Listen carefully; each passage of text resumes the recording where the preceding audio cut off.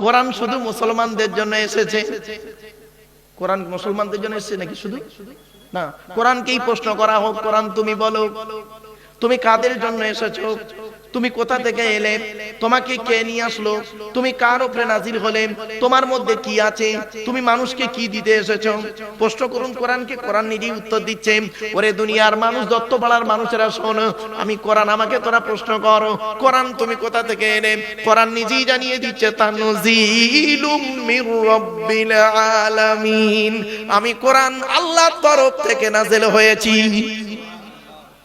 আবার কোরআনকে প্রশ্ন করুন, কোরআন আল্লাহর তরফ থেকে নাজিল হয়েছে বুঝলাম, তোমাকে পৃথিবীতে কে নিয়ে আসলো? কে এনেছে? কে এনেছে? জিবরাইল ফেরেশতা। কে কে কে?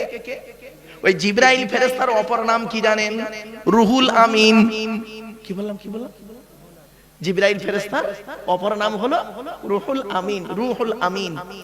কোরআন বলছে আমাকে কে নিয়ে এসেছে পৃথিবীতে? শোন, নাজালা বিগির রুহুল আমিন, সূরা শুআরা 19 পারা 14 নম্বর পৃষ্ঠা। কোরআন বলছে আমাকে রুহুল আমিন ফেরেশতা পৃথিবীতে এনেছে।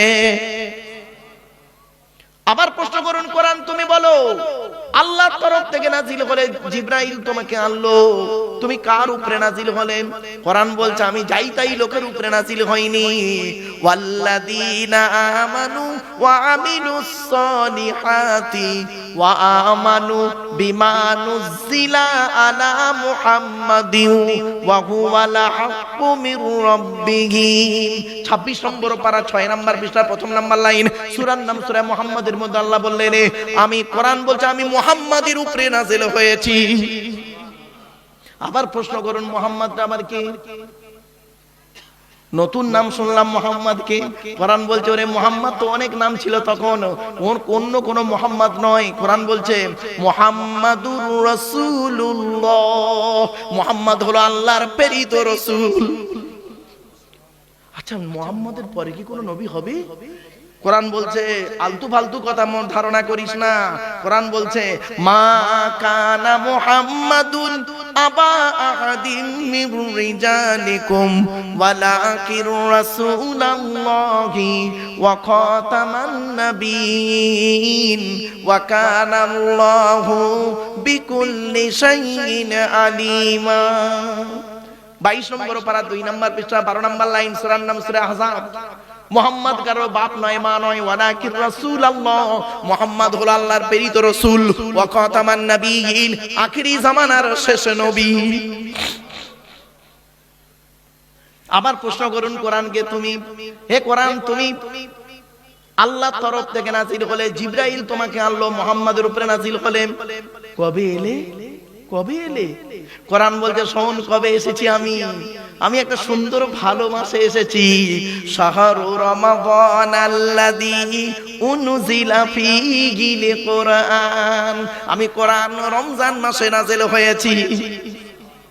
আবার প্রশ্ন করুন, 30 দিনে মাস হয় রমজান, 29 আর 30 হয়। শোনেন, ঈদ নিয়ে মারামারি করবেন না, একটা জিনিস ভেঙে দিচ্ছি, ঈদ নিয়ে মারামারি হয় না। অনেকে দেখবেন আজিদ না কালি লাও খেলা। শুনে নিন, একটা সুন্দর জিনিস শিখিয়ে দিই আপনাদের, যতদিন বাঁচবেন এটা মনে রাখবেন। ইসলামী ক্যালেন্ডারটা কি শুনুন। ইয়াসআলুনাকা আনিল আহিল্লা কুল হিয়া মাওয়াকিতু লিন-নাস ওয়াল হজ। এই আয়াতের তাফসীরে অনেক আলোচনা আছে, আপনাদের সহজ করে বলে দিই শুনুন। আচ্ছা, ইংরেজি মাসগুলো বলুন। January, February, March, April, May, June, July, August, September, October, November, December, তাই তো নাকি? আচ্ছা, জানুয়ারি মাস কদিনে হয়? 31। ফেব্রুয়ারি 28, 4 বছর অন্তর একদিন বাড়া 29, লিপিয়ার বলা হয়, লিপিয়ার, তাই তো? বাকিগুলো 31, 30, 31, 30। ইংরেজি মাস 32-এ নেই, ঠিক না বেটি? বলুন না, হ্যাঁ কি না, একটু বলুন না, কথা বলুন না। আচ্ছা কি নেই? চলুন বাংলার দিকে একটু তাকাই। বৈশাখ, জ্যৈষ্ঠ, আষাঢ়, শ্রাবণ, ভাদ্র, আশ্বিন, কার্তিক, অগ্রহায়ণ, পৌষ, মাঘ, ফাল্গুন, চৈত্র। বাংলা মাস কিন্তু 29, 30, 31, 32 আছে। জানেন কি, বাংলা মাস 32 আছে, ইংরাজি মাস 32 নেই। তাহলে আপনারা জেনে নিলেন ইংরাজি মাস 28 থেকে নিয়ে 31 মধ্যে সীমাবদ্ধ, আর বাংলা মাস 29 থেকে নিয়ে 32 মধ্যে সীমাবদ্ধ। এই তো, এবার আরবিটা শুনুন, শুনলেই আপনাদের ব্রেন পাল্টে যাবে। আচ্ছা বাপেরা শুনবেন, একটু খেয়াল করে বলুন তো দেখি, এবছর যে মাসে ইংরাজি যে তারিখে রোজা হয়, আগামী বছর দেখবেন 11 দিনের ডিস্টেন্স হয় না? কি করে হলো? বাংলা মাস, ইংরাজি মাস হলো ইংরাজি বছর হলো 365 দিনে বছর। কত কত 365 দিনে বছর। আর আরবি হলো 354 দিনে বছর। কত কত কত তিন চাঁদের মাস। আরবি মাসের নিয়ম হলো চাঁদের মাস, চাঁদের হিসাবে আরবি মাস। বোকা জানেন না তো এরা, চাঁদের মাসের হিসাব আরবি মাস। বাংলা মাসের প্রথম মাসটা বৈশাখ, ইংরেজি মাসের প্রথম মাস জানুয়ারি, আরবি মাসের প্রথম মাস হলো মুহররম, মুহররম, সফর, রবিউল আউয়াল, রবিউস সানি, জমাদুল আউয়াল, জমাদুল সানি, রজব, এই রজব মাস চলছে। এরপরে শাবান, রমজান, শাওয়াল, জিলকদ, জিলহজ। কিছু বুঝতে পারছেন? আসুন এবার আপনাদের ভেঙে দিচ্ছি, ভুল ধারণাটা পাল্টে যাবে। আর কাউকে জিজ্ঞাসা করবেন না কবে ঈদ হবে, এখান থেকে শিখে নিন। কবে রোজা হবে, এখান থেকে শিখে নিন। আজকে কাউকে জিজ্ঞাসা করতে হবে না, আপনি নিজেই পারবেন ইনশাআল্লাহ। কি আরবি মাসের নিয়ম হলো 29 আর 30। আরবি মাস কোনোদিন 28 হয় না, 31, 32 হয় না। মনে থাকবে, আরবি মাস কত কত কত 29 আর 30, এটা মনে রাখবেন। আর একটা মজার জিনিস আপনাদের শিখিয়ে দিই, শুনলে এইটাই তো মূল জিনিস। আরবি মাসের নিয়ম কি জানেন?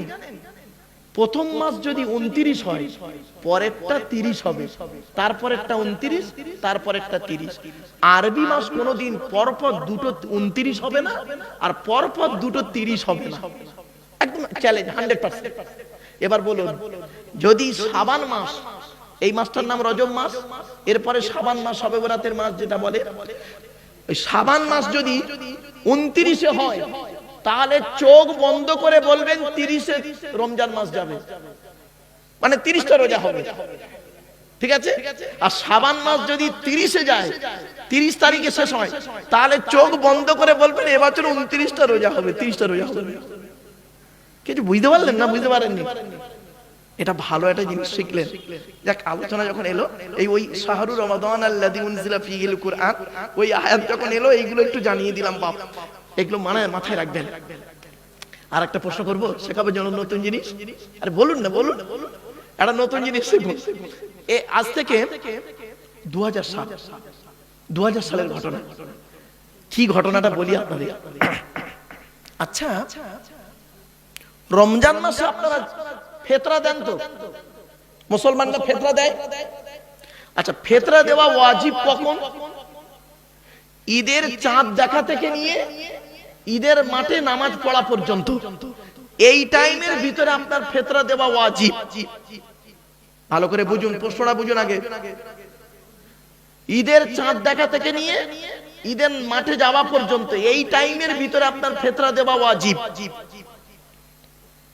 তা ঈদের চাঁদ ধরুন আপনাদের এখানে উঠলো সন্ধ্যে 6টায়, আর আপনাদের এখানে ঈদের নামাজ কটায় হয়? জাস্ট একটা বলুন না। 8টায়।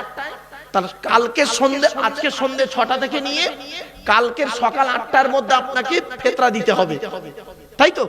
এটা ওয়াজিব। আপনি 20 রমজান ফেতরা দিলেন কি করে? আপনার তখন ফেতরা ওয়াজিবই হয়নি। আপনি ঈদের পরে ফেতরা দিলেন কি করে? আপনার তো ফেতরার টাইম তো ওইটা। বেতেরের নামাজের টাইম কখন? বেতেরের নামাজ বোঝেন তো? মুসলমানরা বেতের নামাজ বোঝে। বেতেরের নামাজের টাইম কখন? এশার নামাজের পরে। এশার নামাজের আগে বেতেরের নামাজ চলে? তাহলে এশার নামাজের আগে বেতেরের নামাজ পড়লেন কি করে? হবে না তো। তাহলে আপনি ফেতরা ওয়াজিব হয়েছে কখন? ঈদের চাঁদ দেখা থেকে নিয়ে আর ঈদের মাঠে যাওয়া পর্যন্ত, এই টাইমের ভিতরে ফেতরা ওয়াজিব। আপনি এই 20 রমজান ফেতরা দিলেন কি করে? ব্যাস, এই প্রশ্নটা এখন হয়েছে কি, আমি টাইটেলের ছেলেদের মানে মাস্টার ডিগ্রি টাইটেল এমএম তখন ছিল এমএম, তো এমএম এর ছেলেদের পড়াতে পড়াতে আমি এই মশলাটা আলোচনা মানে একটা কোরআনের আলোচনা করতে করতে আর হাদিসের একটা আলোচনা করতে করতে আর এই আলোচনা ফট করে এসছে আর এই বলে ফেলেছি। বললাম বল দেখি তোরা, ওরা তো অবাক। আপনারা প্রশ্ন বুঝতে পেরেছেন? তাহলে কি করে দিলেন? বেতেরের নামাজ তো হয়তো এশার নামাজের পরে, তা আপনার তো যখন ওয়াজিব হয়নি 20 রমজান তো আপনার ফিতরা ওয়াজিব হয়নি, আপনি 20 রমজান একটা গরিবকে ফিতরা দিলেন কি করে? আবার করলেন ঈদের 4 দিন পরে একজনকে ফিতরা দিলেন কি করে? তাহলে কাজা করে ফেললেন। হ্যাঁ সেই তো। এখন এই ওয়াজটা আমি করেছিলাম পশ্চিম বাংলার বাইরে কোন এক রাজ্যে, নাম বলছি না। এখন সেইখানের একজন মুসলমান মাস্টার, স্কুলের টিচার, উনি আমার বক্তব্যটা শুনছিলেন। শুনে ওনার মাথায় লেগেছে। উনি এখন করেছে কি বললে মারাত্মক প্রশ্ন। এখন উত্তরটা বাবা আমি স্টেজে আর দিইনি, ভুলে গেছি, আলোচনা করতে করতে ভুলে গেছি, নেমে এসেছি। ওনার মাথায় প্রশ্নটা রয়ে গেছে। এখন রমজান মাস পড়েছে, উনি এখন করেছে কি ফোন করে পশ্চিম বাংলার বহু বক্তাকে ফোন করে জিজ্ঞাসা করছে এই মশলাটা কি হবে। এখন তো ওয়াজিবই হয়নি ফিতরা, আমি কি করে ফিতরা দেব? প্রত্যেক বক্তা বলেছে হ্যাঁ জায়েজ আছে। আরে জায়েজটা কেন আছে বলতে হবে তো, কারণ বলতে হবে তো নাকি? আরে ভাই বলুন না, কারণ বলতে হবে তো, তবেই তো আপনি জায়েজ বলবেন। কারণটা কি? তারপরে ঘুরে ঘুরে মশলাটা এই হতবাগার কাছে আসে। হঠাৎ আমার এক ছাত্র বলছে, সে এখন চাকরি করে, বলছে স্যার এরকম একটা মশলা এসছে একটু বলুন না। কি বলছে? এরকম রোজার এই ব্যাপার। শুনে নিন, আজকের উত্তরটা বলে দিচ্ছি। প্রশ্নটা বুঝতে পেরেছেন আপনারা? আরে ভাই বলুন না একটু, প্রশ্ন বুঝতে পেরেছেন তো? এবার উত্তরটা শুনে নিন। ইবাদতের দুটো ভাগ। কটা? যতদিন বাজে মুসলিমদের বলে দিচ্ছি, ইবাদত দুই প্রকারের। কি কি? ইবাদতে মালি, ইবাদতে বাদানি। বাদান মানে শরীর, শরীর দিয়ে ইবাদত হয়, আর মাল দিয়ে ইবাদত হয়, টাকা পয়সা দিয়ে ইবাদত হয়। শরীর দিয়ে যে ইবাদত হয় ওই ইবাদতের নির্দিষ্ট সময় আছে, ওই নির্দিষ্ট সময়ের মধ্যে করতে হবে। নির্দিষ্ট সময়ের আগে করলে হবে না, পরে করলে কাজা। কিছু বুঝতে পারছেন? যেমন 5 ওয়াক্ত নামাজ, 5 ওয়াক্ত নামাজ, জোহরের নামাজ আপনি টাইম আছে একটা, ওই টাইমের মধ্যে যদি পড়েন তো ভালো, টাইমটা পার হয়ে গেলে কাজা। ক্লিয়ার? ওটা হলো ইবাদতে বাদানি, শরীর দিয়ে ইবাদত। রমজান মাসের রোজা, রোজাটা রমজান মাসেই হয়, অন্য মাসে রমজান মাসের রোজা হবে না। যদি রমজান মাসের মধ্যে করতে পারেন তো আদায় হলো, আর যদি মধ্যে করতে না পারেন পরে করলে কাজা। আর রমজান মাসের আগের মাসে রোজা করলে ওই নিয়তে হবে না। তাহলে ইবাদতে বাদানি, শরীর দিয়ে যে ইবাদত হয় তার নির্দিষ্ট সময় আছে, নির্দিষ্ট দিন আছে। ক্লিয়ার? আর ইবাদতে মালি, মাল দিয়ে যে ইবাদত হয় ওই ইবাদতের নির্দিষ্ট কোনো সময় নেই, নির্দিষ্ট কোনো তারিখ নেই, নিয়তটাই হলো মেন। তার মানে আমার ফিতরা ওয়াজিব হয়েছে কখন? সেই সন্ধ্যে 6টা থেকে নিয়ে সকাল 8টার মধ্যে ফিতরা ওয়াজিব। আমি নিয়ত করেছি যদি বেঁচে থাকি ফিতরাটা আমি আদায় করব, ওই জন্য 20 রমজানে ফিতরা দিয়ে দিলাম। ওর নির্দিষ্ট কোনো সময় নেই। যাকাত, ফিতরা এইগুলো। তাহলে ইবাদতের দুটো ভাগ, ইবাদতে মালি, ইবাদতে বাদানি। এমন একটা ইবাদতের নাম বলতে পারেন আপনারা যার মধ্যে ইবাদতে মালি আছে, আবার ইবাদতে বাদানি আছে। শরীর দিয়ে ইবাদত হবে, আবার মাল দিয়েও করতে হবে। সেই ইবাদতটার নাম কি জানেন? হজ। কি বললাম? হজ। হজটা হলো ইবাদতে বাদানি, শরীর দিতে হবে। হজে যে কি হয়, যারা হাজী সাহেব আছে ওরা বোঝে, ওমরা টোমরা যারা করেছে না ওরা বুঝতে পারছে। শরীর দিয়ে ইবাদত, আবার ওই নির্দিষ্ট সময় আছে। জিলহজ মাসের 10 তারিখেই হজ, ওই সময়ের মধ্যে করতে হবে, আবার টাকাও লাগবে। তাহলে মালি বাদানি দুটো হলো ইবাদতের নাম হজ, আর ইবাদতে মালি ইবাদতে বাদানি। উত্তরটা পেলেন আপনারা আমার বাপেরা?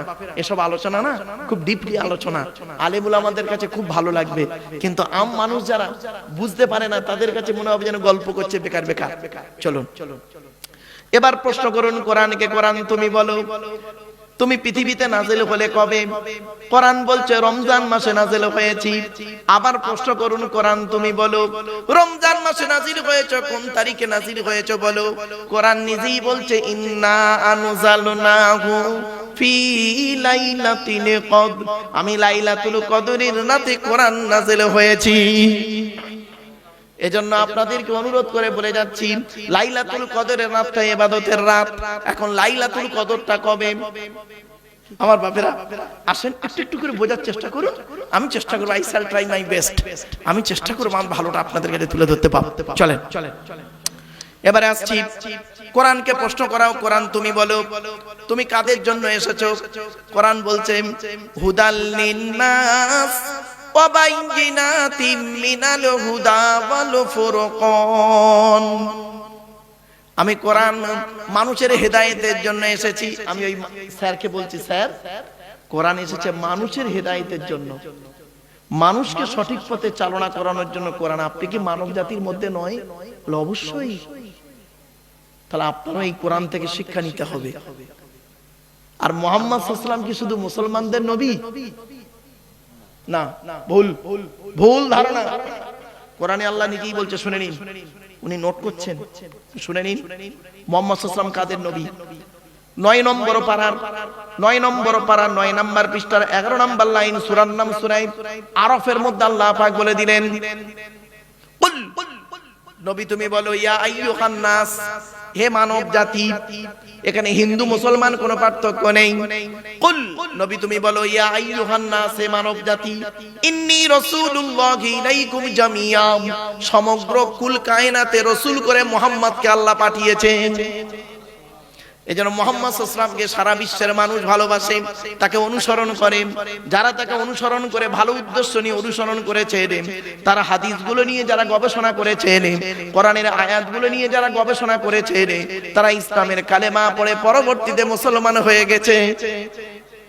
দু একজনের নাম বলবো, হ্যাঁ চমকে যাবে আমার বাপেরা। এজন্য অনুরোধ করে বলে যাচ্ছি কোরআন কি কিতাব? কোরআন এমন এক কিতাব, কোরআন পড়ুন, অর্থ বুঝে কোরআন পড়ুন, ওই ভুলভাল কোরআন বুঝে পড়বেন না বাবা। অনুরোধ করে বলছি, প্রত্যেকটা ঘটনার পিছনে, প্রত্যেকটা বাক্যের পিছনে ঘটনা আছে। এই ঘটনাকে কেন্দ্র করে এই বাক্যটি নাযিল হয়েছে, অবতীর্ণ হয়েছে, হঠাৎ করে আসেনি কোরআন, এটা মাথায় রাখবেন। কতদিন ধরে কোরআন অবতীর্ণ হয়েছে? 22 বছর 9 মাস 14 দিন। কত 22 বছর 9 মাস 14 দিন, কম বেশি 23 বছর ধরে এই কোরআন অবতীর্ণ হয়েছে। একদিনে হয়নি বাপ। আপনি কি ভাবছেন? কোরআন নিয়ে সারা বিশ্ব গবেষণা করছে। America, London, France, Britain, Japan, Jordan সব জায়গায় গবেষণা চলছে। কোরআনের বহু আয়াতকে নিয়ে, কোরআনের 1000-এরও বেশি আয়াত হলো বিজ্ঞান ভিত্তিক। 1000-এরও বেশি আয়াত হলো বিজ্ঞান ভিত্তিক। ভৌত বিজ্ঞান নেবেন, এই কোরআনে আছে। জীবন বিজ্ঞান, এই কোরআনে আছে। ভূগোল নেবেন, এই কোরআনে আছে। পরমাণু বোমা নেবেন, এই কোরআনে আছে। 1500 বছর আগে পরমাণু বোমার কথা বলা হয়েছে 22 নম্বর পারার সূরা সাবার মধ্যে আল্লাহ বললেন ইজা মুযিকতুম কুল্লা মুমাজ্জাক। আপনি প্লেন, এখন প্লেন চড়ছেন, 1500 বছর আগে কোরআনে আল্লাহ পাক বলে দিয়েছেন 14 নম্বর পারা 14 নম্বর পৃষ্ঠা 14 নম্বর লাইন, সূরার নাম সূরা নাহলের মধ্যে আল্লাহ পাক বলেন আলাম ইয়ারাউ ইলা তায়রি মুসাখখারাতিন ফি জাওবিস সামা। কোথায় আছেন আপনি? শুধু তাই নয়, ডক্টর মরিস বুখাইরি উনি করলেন কি, কোরআনের ভুল বের করতে গেলেন। কি ভুল বলল? কোরআনে ভুল আছে কি ফেরাউনের লাশ নাকি কিয়ামত পর্যন্ত থাকবে। নাম শুনেছেন তো? ফেরাউনের লাশ কিয়ামত পর্যন্ত থাকবে। ডক্টর মরিস বুখাইরি উনি করলেন কি, গবেষণা শুরু করলেন কোরআনের ওই আয়াতকে নিয়ে। 11 পারায় সূরা ইউনূসের আয়াতকে নিয়ে গবেষণা করলেন। কখন? যে কোরআনে লেখা আছে মুসা নবী দলবল নিয়ে যাচ্ছে, পেছনে ফেরাউনের দলবল। মুসা নবী করেছেন কি, আল্লাহকে বললেন আল্লাহর সামনে সমুদ্র, সামনে পানি, পেছনে শত্রু, কি করব? তো আল্লাহ বললেন তুমি তোমার হাতের লাঠিটা ফেলে দাও। মুসা নবীর হাতে একটা লাঠি ছিল, নাম শুনেছেন? আচ্ছা, ওই লাঠিটা মুসা নবী কোথায় পেলেন? মুসা নবী কোথা থেকে পেলেন? গাছের ডাল ভাঙলেন নাকি? না না না, আদম আলাইহিস সালাতু ওয়াস সালাম যখন জান্নাত থেকে এসেছিলেন অনেক কিছু নিয়ে এসেছিলেন, তার মধ্যে একটা গাছের ডাল ভেঙে এনেছিলেন আর একটা পাথর নিয়ে এসেছিলেন। সেই পাথরটার নাম হলো হজরে আসওয়াদ। যে হাজী সাহেবরা যে পাথরটায় গিয়ে চুমা দেয়, ওই পাথরটা আদম নবী সঙ্গে করে নিয়ে এসেছিলেন। জোরে বলুন সুবহানাল্লাহ। আর একটা গাছের ডাল ভেঙে এনেছিলেন। সেই গাছের ডাল ভাঙাটা কি জানেন? আদম নবীর পরে আদম নবীর সন্তান শীষ নবীর কাছে গেল ওই ডালটা, তারপরে গেল একের ইদ্রিস নবীর কাছে, তারপরে আস্তে আস্তে এলো কার কাছে? লাস্টে এলো মুসা নবীর কাছে। মুসা নবীর কাছে ওই লাঠিটা এলো। মুসা নবীর কাছে যখন এলো, তার কারামতি, এই মুজিজা, ওই লাঠির মুজিজা মুসা নবীর মাধ্যমে আল্লাহ পাক দেখিয়ে দিলেন। সেই জান্নাতের গাছের ডাল ভাঙা, ওই ডালটা ভাঙা, ওই লাঠিটা। ভাববেন না যে ওই যাইতাই লাঠি ওটা। তো মুসা নবী বললেন আল্লাহ আমি কি করব এমন সময়? তখন আল্লাহ পাক বললেন মুসা তুমি এক কাজ করো, তোমার হাতে যে লাঠিটা আছে ওই লাঠিটা ফেলে দাও। যেই ফেলে দিল, 12টা রাস্তা হয়েছিল। কটা রাস্তা বাবা? 12টা রাস্তা হলো। প্রত্যেক রাস্তা দিয়ে দলবল চলে গেল। মুসা নবী ওপারে পার হয়ে গেল। তারপর আল্লাহ পাক বললেন মুসা এবারে লাঠিটাকে তুলে নাও। যেই তুলে নিল, পানি একত্রিত হয়ে গেল। ফেরাউনের দলবল তখন মাঝখানে, ফেরাউনের দলবল মাঝখানে, পানিতে ঢুকে মরে গেল। ফেরাউনের দলবল যখন মরে যাচ্ছিল, ফেরাউন নিজে তখন কি বলছিল শোনো। ফেরাউন নিজে তখন বলছিল ক্বালা আমানতু আন্নাহু লা ইলাহা ইল্লাল্লাযী আমানাত বিহি বানু ইসরাঈল ওয়া আনা মিনাল মুসলিমিন। আমি ঈমান আনছি তার উপরে, বনি ইসরাঈলরা যার উপরে ঈমান এনেছে আমি তাকে বিশ্বাস করছি। তখন আল্লাহ পাক বললেন আল আনা ক্বাদ সাইতা ক্বাবলু ওয়া কুনতা মিনাল মুফসিদিন। আল্লাহ পাক বললেন এই তো কিছুক্ষণ আগে তুই আমার বিরোধিতা করছিলিস, ঠিক আছে, আমি আল্লাহ আজকের করলাম কি তোর দেহটাকে ফালিয়াউমা নুনাজ্জিকা বিবাদানিকা লিতাকুনা লিমান খালফাকা আয়া ওয়া ইন্না কাসীরাম মিনান নাসি আন আয়াতিনা লাগাফিলুন। তোর দেহটাকে আমি কিয়ামত পর্যন্ত রেখে দিলাম। তোর দেহ দেখে বিশ্বের মানুষ তারা ভাববে যে ফেরাউন বলে একজন ব্যক্তি ছিল, আল্লাহর বিরোধিতা করেছিল, নবীর বিরোধিতা করার কারণে তার দশা এইরকম হয়েছে। আজও পর্যন্ত 3700 বছরের লাশ, আজও সেই লাশ রয়েছে, ফেরাউনের লাশ। কোথায় পেয়েছেন? কোরআনের এই আয়াতকে নিয়ে ডক্টর মরিস বুখাইলি গবেষণা করে অবশেষে ইসলাম গ্রহণ করে ফেললেন। জোরে বলুন। যারা কোরআনকে নিয়ে গবেষণা করতে গেছে তারাই কোরআনের ভালোবাসায় পড়েছে। বাস্তবটাই বললাম। কোরআন পড়ুন, সঠিকভাবে পড়ুন আর গবেষণা করুন, করলেই পাবেন। কোরআন হচ্ছে পৃথিবীর সবকিছু এই কিতাবটির ভিতরে রয়েছে। 6666টা আয়াত বা বাক্যের ভিতরে সুন্দর করে টু দি পয়েন্টের উপরে ইঙ্গিত দেওয়া আছে, সূত্র হিসাবে আল্লাহ পাক দিয়ে দিয়েছেন। চলুন একবার একটু দরুদ শরীফ। আল্লাহুম্মা সাল্লি আলা মাওলানা মুহাম্মদ ওয়া আলা আলি সাইয়্যিদিনা মাওলানা মুহাম্মদ। আমার বাপেরা, আমি বুঝতে পারছি এই আলোচনা শুনতে গেলে না একটু ধৈর্যের পরিচয় লাগবে। যাই হোক, আপনাদেরকে আমি বক্তব্য শেষের দিকে নিয়ে যাব, আর বেশি নয়। তবে শেষের দিকে বক্তব্যগুলো একটু গুরুত্ব দিয়ে শুনুন। বুঝতে না পারলে আমাকে বলুন। কিয়ামতের মাঠে আল্লাহ পাক আমাদেরকে দুই দিকের প্রশ্ন করবে।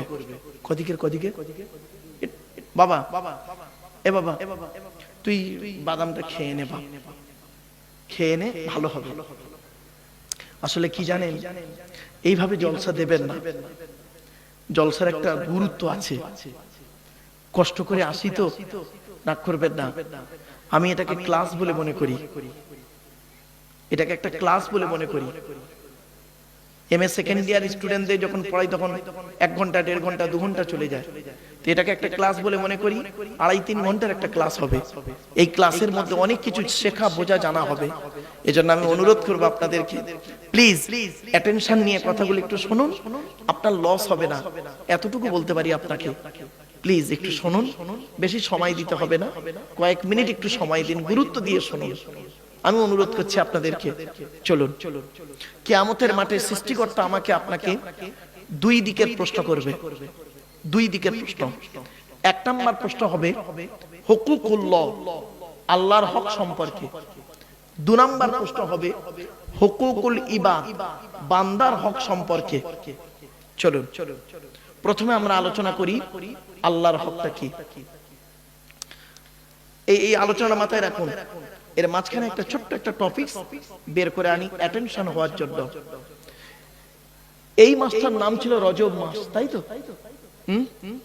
আল্লাহ নবী মেরাজে গিয়েছিলেন, তাই তো? আরে ভাই বলুন না, কথা বলুন না। জান্নাত জাহান্নাম দেখলেন, তাই তো? তো জান্নাতে কি দেখলেন, জাহান্নামায় কি দেখলেন, সংক্ষেপে একটু দয়া করে একটু শুনে যান। নবীজি জান্নাতের ভিতরে হাঁটছিলেন, স্বর্গের ভিতরে হাঁটছিলেন। হাঁটতে হাঁটতে হঠাৎ একজনের জুতোর আওয়াজ নবীর কানে এলো, জুতোর আওয়াজ জান্নাতের ভিতরে। নবীজি মনে মনে ভাবলেন, স্বর্গের ভিতরে জান্নাতের ভিতরে জুতোর আওয়াজ কার রে?